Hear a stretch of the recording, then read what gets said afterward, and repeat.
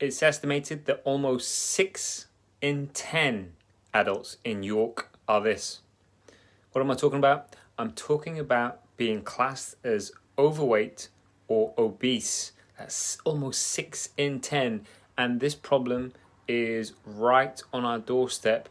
And as a county, we are placing a massive, massive strain already on our overstretched NHS to the tune of best part of £6.1 billion a year in terms of what the NHS has got to do in terms of tackling the issues that come out of people being admitted to the NHS with issues arising from or stemming from being overweight or obese. Okay, so that's 6 in 10 adults.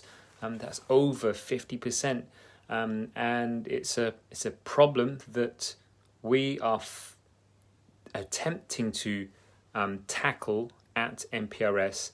And in terms of tips, well, backtrack here. In terms of the reason for being overweight and obese, there are 3 main issues, not just in York, but in the whole of the country. We've got poor nutrition, we've got lack of activity, and we've got the drinking culture, which the 3 things combine to be kind of a perfect storm or perfect kind of conditions for being overweight or becoming overweight or obese.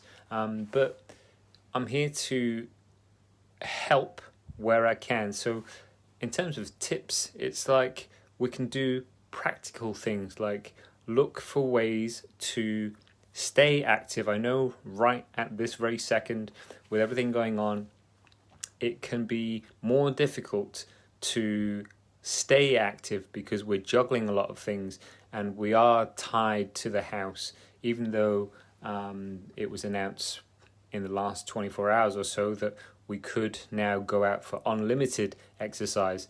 Exercise isn't the problem. It's about actually just being active. Being active doesn't necessarily have to involve going to the gym or going to the swimming pool or going anywhere. It involves just getting your body moving so that we can get the heart and lungs working and burning some calories. Okay, so that's activity.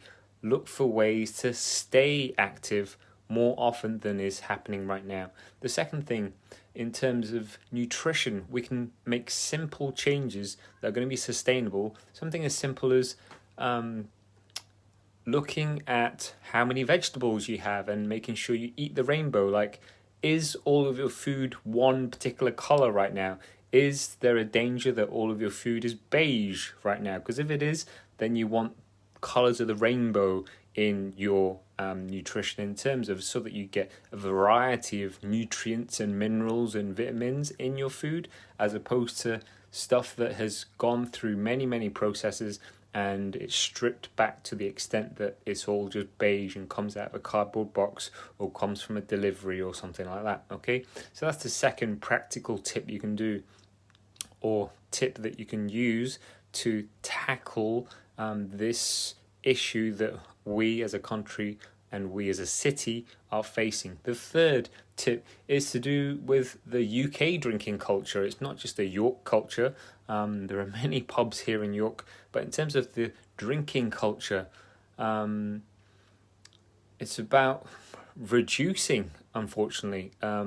It's a hard truth to swallow in terms of we know that many of us drink too much. So it's a case of reducing it, being more aware of actually how many units you're drinking, and also ultimately how many calories are involved and included in your tipple. So, whatever you're drinking, it's about looking to reduce that so that it all doesn't contribute to this £6.1 billion problem that we have in the UK and here in York specifically, because Yorkshire and the Humber are classed as, or is classed as, the county with the highest proportion of people who are overweight or obese in the UK. So in our manifesto, the manifesto that we follow, where we are tackling this problem by creating a community, by creating